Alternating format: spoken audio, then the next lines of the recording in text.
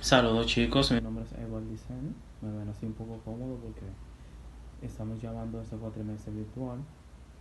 Soy estudiante de gestión organizacional de la Universidad de Psicología Industrial Dominicana, UPI. En esta ocasión vamos a hablar sobre la materia de micro y macroeconomía, la parte de la teoría del consumidor. Tengo una pequeña diapositiva acá, el cual no la puedo mostrar, pero trataré de explicársela, vamos a decir, de la manera más resumida posible. Y el primer tema, o sea, un subtema del tema de la teoría del consumidor, son las preferencias, la utilidad y la restricción presupuestaria. La preferencia de los consumidores, porque las personas prefieren un bien a otro, o sea, eso es ya parte de la preferencia del consumidor. La utilidad es la medida de satisfacción por lo cual los individuos valoran la elección de un determinado bien o servicio. Las restricciones presupuestarias son las personas que tienen un ingreso limitado. Y las elecciones de los consumidores son determinadas a través de la combinación de las preferencias y las restricciones. O sea, está la preferencia de lo que el cliente quiere y las restricciones presupuestarias, que es lo que el cliente puede alcanzar. O sea, una cosa es lo que el cliente quiere adquirir y otra cosa es lo que sus ingresos le permitan. Lo veremos un poquito más detallado más adelante. En el enfoque ordinario, la preferencia del consumidor y su representación, bueno, según mi investigación, el enfoque original es el que mide el nivel de satisfacción del consumidor. Cuando el consumidor tiene una cantidad de productos que satisfacen su necesidad y le agrega más productos, si este producto que se le agrega no eleva su nivel de satisfacción, vamos a decir que esa curva de utilidad, o sea, no se ve afectada en ningún punto. Pero si eleva el nivel de satisfacción, obvio, claro, esa curva ya no está en el mismo punto, está un poco más elevada. O sea, me refiero ya al punto de la curva de utilidad. Como decimos ya que la utilidad es el valor, o sea, es lo que representa la satisfacción del cliente. Esa es la función de utilidad. Decimos acá que la función de utilidad es una puntuación numérica que representa la satisfacción que obtiene el consumidor, ejemplo de una cesta de mercado dada. La utilidad se usa para describir la ordenación de las ganancias de bienes de acuerdo a las preferencias. Si prefiere, ejemplo, si un cliente, perdón, un consumidor va a un supermercado y tiene lo que es, vamos a decir, papas y plátanos, y decide comprar 7 papas y 3 plátanos, se supone, o sea, quiere decir que las papas eh, se llenan más a la satisfacción del cliente que los mismos plátanos.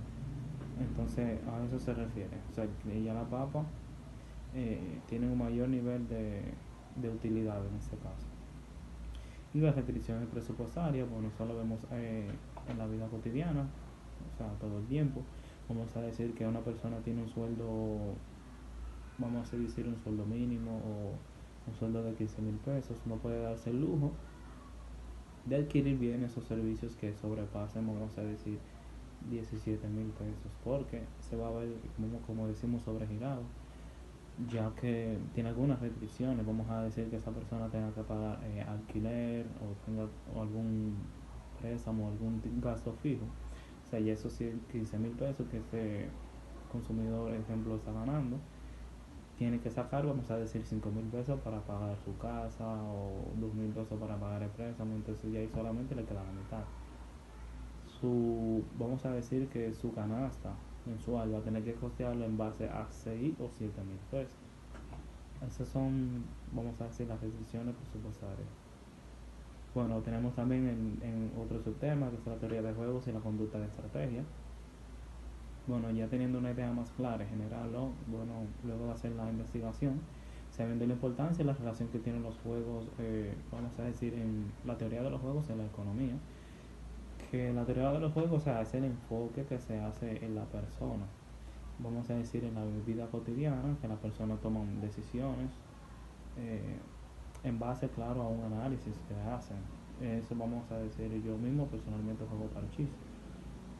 Y ahí es donde se liga entonces los juegos, la teoría de los juegos y la conducta estratégica. Yo juego, vamos a decir, el mismo juego, o sea, con diferentes personas, utilizo un tipo de estrategia, pero cada vez que juego con otra persona diferente, sea el mismo juego, utilizo estrategias diferentes. Puedo ligar ese concepto a lo que es el equilibrio de Nash. O sea, yo lo relaciono así porque lo personal cuando estoy jugando mmm, uso una estrategia que es esperar o predecir más bien lo que va a hacer el otro jugador. Yo puedo pensar, lo predigo, y si el jugador hace lo que yo estoy pensando, entonces yo hago otro tipo de estrategia. Es como ir siempre un paso adelante, pero siempre tomar la decisión en base a lo que hace el otro jugador. Entonces, no sé si podría ligarlo también con lo que es el benchmarking, o benchmarking, perdón, que es cuando una empresa hace su estudio, o sea, hace un estudio de la empresa contraria, y en base a lo que él hace, su producto, tratamos, ejemplo, de mejorarlos y tratar de opacar la competencia, pero siempre analizando lo que va a hacer la otra empresa. O sea, lo puedo asociar a lo que es la teoría de los juegos, la conducta estratégica, el equilibrio de Nash, entonces también lo que es el benchmark. Entonces, lo puedo decir acá, los juegos repetidos también es otro subtema. Dice acá que la teoría de los juegos repetidos, también conocido como superjuegos. Buenas tardes, mi nombre es Miguel Araujo, soy estudiante de la Universidad UPI, es la Universidad Psicología Industrial Dominicana, estudió la carrera Gestión Organizacional. Esta tarde estoy para detallarle unos puntos muy importantes de la elección del consumidor, el efecto renta y sustitución de Sluky. Esos puntos son muy importantes, la demanda del mercado y la teoría de la empresa. Esos son los puntos que yo le voy a detallar más adelante. Vamos a empezar con la elección del consumidor. ¿Qué dice la teoría de la elección del consumidor? Nos indica que cada persona o individuo puede seleccionar una canasta de bienes que le permita obtener el mayor grado de satisfacción, pero también eso dependerá de su presupuesto o del nivel del ingreso de esa persona.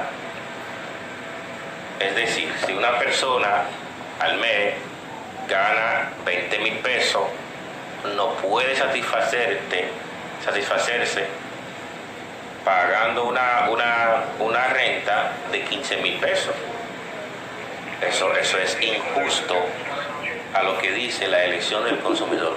El consumidor, para satisfacerse, eso también depende de su ingreso.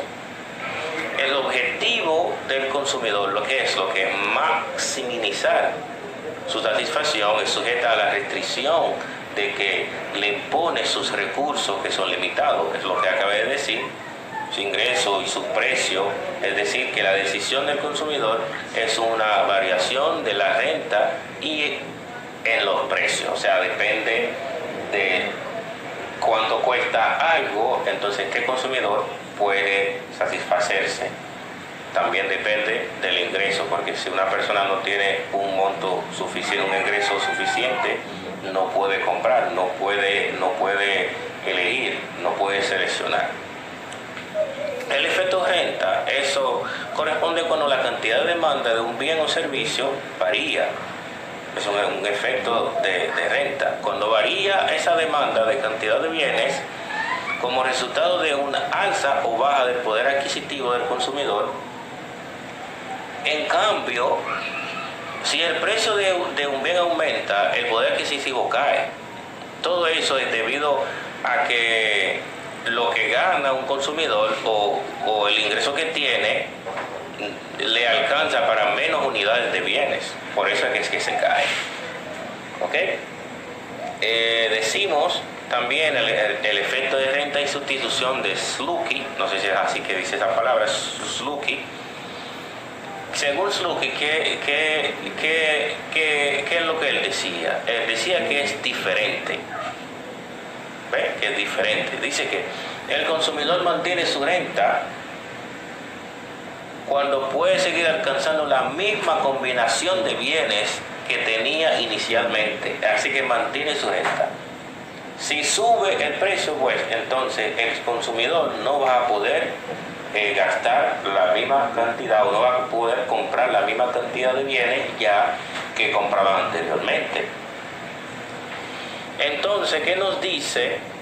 Para detallar un poquito más a profundo lo que es efecto sustitución y efecto renta, dice la variación de las demandas es lo que provoca una variación de la relación de intercambio en los dos bienes. Eso es lo que se denomina efecto sustitución. Entonces, el otro efecto, que es efecto renta, dice cuando la variación de la demanda provocada por un aumento del poder adquisitivo. Cuando ya se es provocada por aumento del poder adquisitivo, eso se denomina efecto renta. Vamos al tema de la demanda de mercado. ¿Cómo podemos definir esto? Esto dice que se define la cantidad de bienes de servicio requerido por un grupo de personas en un mercado determinado. Es lo que nosotros llamamos la demanda del mercado. Es lo que normalmente la cantidad de bienes que se requiere por un grupo de personas. También influye lo que son los intereses, las necesidades, las tendencias y etcétera para la demanda de un mercado. Perdón. La teoría de la empresa no es más que el control, las reglas, los principios y leyes que no explican que en el ambiente de una organización, también explica lo que es el comportamiento de una organización, su estructura y la relación que tiene esta empresa con el mercado en cuanto a su existencia como empresa. Ok, esos son los temas que quería tocar para investigar más a fondo de los temas. Les voy a dejar este enlace que ustedes pueden dirigirse y ver algunos puntos extra que pude conseguir. Muchas gracias, muy buenas tardes. Buenas tardes, mi nombre es Yajaira Tejeda. Estoy en el cuarto cuatrimestre de la licenciatura de Gestión Organizacional en la Universidad Urbí. Los temas que me corresponden son el comportamiento de la empresa en el corto plazo y el comportamiento de la empresa en el largo plazo. Dentro del comportamiento de la empresa en el corto plazo vamos a ver los siguientes subtemas. La función de producción en el corto plazo, la minimización del coste en el corto plazo y los costes de la empresa en el corto plazo. La función de producción en el corto plazo indica la cantidad máxima de productos que pueden obtenerse cuando existen factores fijos. Para poder representarse en dos dimensiones, se asume que la empresa solo utiliza dos factores productivos, que son capital y trabajo, siendo el primero fijo y el segundo variable. Un ejemplo de esto puede ser una empresa de una pizzería, en donde tenemos que el factor fijo es el horno y el factor variable es el trabajo. Es decir, si el dueño de la empresa me pide que tiene un contrato de X cantidad de pizza en una semana y cambiar el horno llevaría 30 días o más, entonces el factor fijo sería el horno y el factor variable sería el trabajo, en donde para sacar la producción yo tendría que emplear más trabajadores y tendría que trabajar más horas extra. La minimización de costos en el corto plazo es una regla básica utilizada por los productores para determinar qué combinación de trabajo y el capital produce una salida en el menor costo. Una estrategia financiera especial muy importante es entender la importancia de los costos y cómo funcionan. Los costos de la empresa en el corto plazo.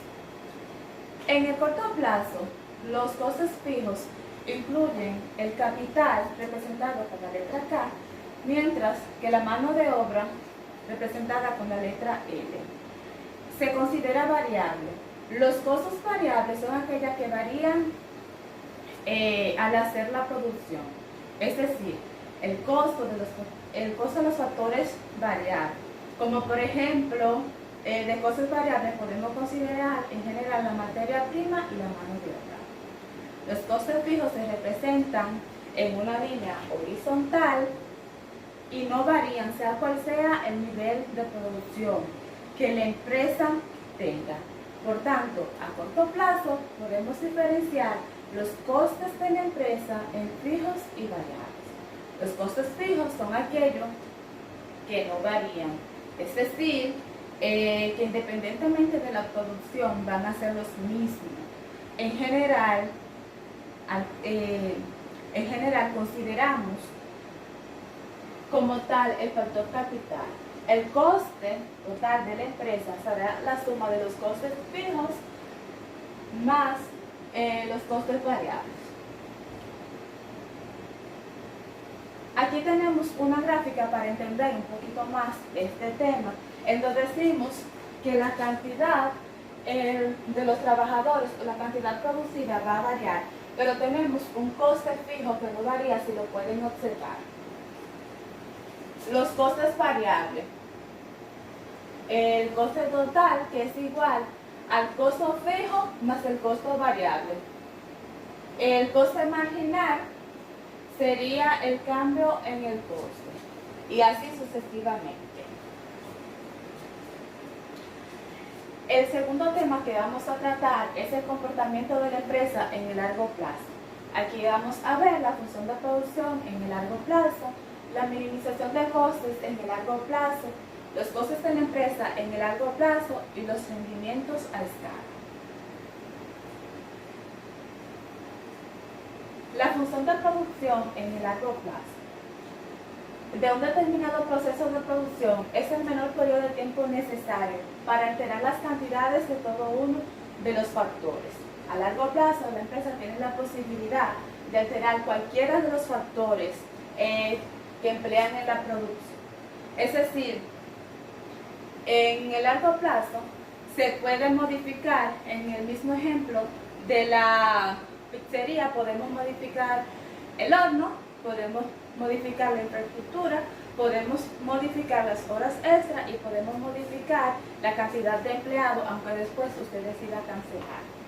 Es decir, si el producto que lanza una empresa al mercado experimenta una demanda creciente, esa desearía expandir la producción de forma inmediata. La empresa puede hacer la mano de obra existente, trabaje horas extraordinarias y también puede incrementar el número de los empleados. A largo plazo, la empresa tiene la posibilidad de alterar la cantidad de cualquiera de los factores. La minimización de costos a largo plazo. En el largo plazo, un productor tiene la flexibilidad de los aspectos de la producción en el número de trabajadores a contratar. Lo grande de una fábrica para tener lo que la tecnología utiliza y así sucesivamente. En términos económicos más específicos, un productor puede variar tanto la cantidad de capital y la cantidad de trabajo que utiliza en el largo plazo. Los costes de la empresa en el largo plazo. A largo plazo, no existen factores fijos por los que la empresa puede variar la cantidad utilizada de los factores en respuesta a un cambio de producción. Si nos fijamos en los costes medios, la curva que estos dibujan es también la acumulación de las curvas individuales a corto plazo. Y esos dibujan una curva en forma de U, como podemos observar aquí en el diagrama. Cuando el coste medio disminuye con cada inmersión, Adicional, estamos disfrutando de economía de escala, pero la producción aún no funciona en su máxima eficiencia. Se llega a esa máxima eficiencia en el punto mínimo antes de que el coste medio unitario comience a crecer de nuevo. Los rendimientos a escalas. Los rendimientos de escala expresan cómo la gran variedad producida por una empresa, a medida de que varía en el uso de todos los factores que intervienen en el proceso de producción de la misma proporción. Los rendimientos de escala explican cómo se comporta la producción y en respuesta a una variación proporcional simultánea de los factores productivos. Al aumentar todos los factores de producción en proporción iguales y al mismo tiempo aumenta la escala de producción. Los rendimientos a escala difieren de un caso a otro debido a la tecnología usada o a los bienes que producen. Por lo tanto, es estrechamente relacionado con la economía de escala que ocurre dentro de la producción, como podemos observar. Aquí tenemos varios ejemplos de una escala, por ejemplo, a corto plazo, con 4 trabajadores, tendríamos 2 hornos, la producción serían de 60. Ahí tenemos un ejemplo en el corto plazo que no es rendimiento de escala. Mientras que a largo plazo, con 8 trabajadores, ya hay varios factor, 4 hornos, tendríamos 160 bizcochos, serían 300 en economía de escala y así sucesivamente. Dependiendo de la proporción en que aumenta la producción en comparación de los factores, hay 3 tipos de rendimiento a escala.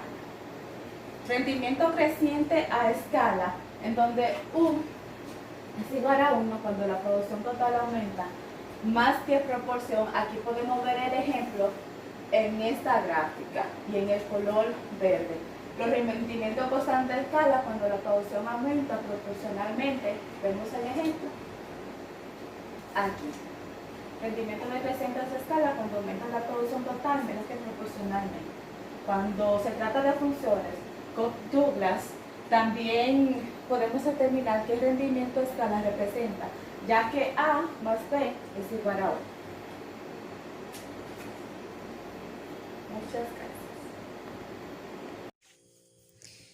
Buenas noches, mi nombre es Yasmín, pertenezco al grupo número 1, soy estudiante de administración y voy a estar platicando con ustedes un poco sobre lo que es el mecanismo de precio, competencia perfecta y equilibrio parcial dentro de una empresa. Corresponde al punto número 5 de los temas que llevamos en clase para debatir.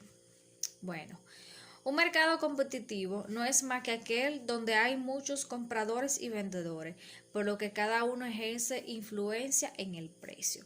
Es decir, dentro de la población hay diferentes mercados y también vendedores como consumidores. Cada cual tiene un precio diferente. Esto va a depender de cómo produzca la empresa y cómo ejerce su función de competencia dentro de lo que es el mercado. Bien, dentro de lo que llamaríamos la maximización de beneficios de la empresa, precios aceptables, o sea, precios aceptantes que vayan competitivos o de competencia dentro de lo que es el mercado. Esto dependerá de cómo produce la empresa y su coste, asimismo podrá vender. Ejemplo, si usted se encuentra dentro de un mercado y el que está al lado de usted, que sería su competencia, tiene unos plátanos, que son los que están caros actualmente, en unos 25 pesos y usted lo tiene unos 30 pesos, usted sabe que el consumidor que vaya a consumir ese producto va a ir inmediatamente a donde el que lo tenga 25. Tal vez el que lo tenga a 30 pesos tenga uno de más calidad, pero inmediatamente donde vemos la diferencia de precio, vamos a ir donde el que lo tenga a 25. De esto depende cómo usted produzca y su coste para vender. Bueno, primero la empresa debe saber qué cantidad de producto va a producir. De esta decisión dependerá el precio al que pueda vender, como también de su coste, como le había dicho anteriormente. No es lo mismo usted producir en grandes cantidades que en pequeñas cantidades. Cuando una gran empresa compra 1000 plátanos, no va a salir al precio de una pequeña empresa que compra unos 500 o 400 plátanos. Aunque el precio venga por unidad, tendrá una facilidad que quizá la otra empresa pequeña, que sería la competencia en este caso, pueda brindarle al consumidor un producto con la misma calidad a un costo más bajo. Segundo, las ofertas de todas las empresas promocionan y tienen una persona encargada de marketing. Todos sabemos que cuando llegamos a un supermercado no es lo mismo que entremos y vemos un juego de vajillas que nos guste, a que entremos y alcancemos a ver un letrero que diga que esa vajilla esté a un precio especial. Para eso están encargadas las personas de marketing y las ofertas. Esto mantiene la competencia dentro del mercado. Con esto nosotros llamamos al consumidor a ver el producto. Bien, compramos por lo que vemos, o sea, nosotros nos dejamos llevar, nuestro instinto de consumidor, nos dejamos llevar por lo que vemos, bien, por lo que el proveedor, que sería en este caso las empresas, deben de realizar ofertas, tener buena presentación y sobre todo calidad y saber que entre más produzca mejor será su coste y será su precio para mantener el público, para mantener al consumidor. Así podrán sostener a los consumidores. Por ejemplo, si yo voy a un mercado y encuentro algo que compré en otro lugar un poco más caro, ya inmediatamente por esa única y pequeña razón, yo voy a difamar al otro proveedor. O sea, es la misma calidad del producto, es el mismo producto, pero a un costo más bajo, sin pensar que la otra empresa, por ser una empresa más pequeña, tal vez no pudo adquirir el producto en gran cantidad y se ve en la obligación de brindarlo a su consumidor a un costo más caro. Bien, entonces, por otra parte, también tenemos lo que es las ofertas a corto o largo plazo, en lo que sería la competencia perfecta. No todas las empresas mantienen una oferta, digamos que por largo plazo. Casi la mayoría de las empresas hacen ofertas a un corto plazo para llamar al consumidor, al público, para atraer al público a su empresa. La curva de las ofertas a corto plazo para las empresas en el mercado de competencia perfecta es parte ascendente de lo que es el costo marginal. De hecho, una empresa determina su volumen óptimo de venta tomando en cuenta la intercepción de ingreso marginal con el coste marginal. Esto no deja ¿cómo le digo? ¿Cómo les explico? Nos deja entender a nosotros que debemos saber cómo vamos a elaborar las ofertas, sea a corto o largo plazo, por las distintas razones que tienes cada una. El equilibrio, cuando en el mercado existen muchos compradores y vendedores, o cuando existen los suficientes para que ninguno tenga el poder sobre la cantidad y precio del mercado. Podríamos decir que nos encontramos entonces en un mercado de competencia perfecta. ¿Qué nos quiere dejar dicho esto? Cuando nos encontramos en un lugar donde hay muchos compradores y vendedores, se nos hace un poquito más difícil a nosotros, siendo consumidor, establecer la diferencia de los precios, al menos que pongamos demasiada atención para ponernos a debatir los precios. Sería entonces un mercado en competencia perfecta cuando está más o menos en una balanza la parte de lo que sería vendedor más consumidor. Hasta aquí ha llegado mi exposición. Fui lo más clara y breve posible en cuanto a lo que en mis palabras pude abarcar más o menos lo que es el tema. Gracias.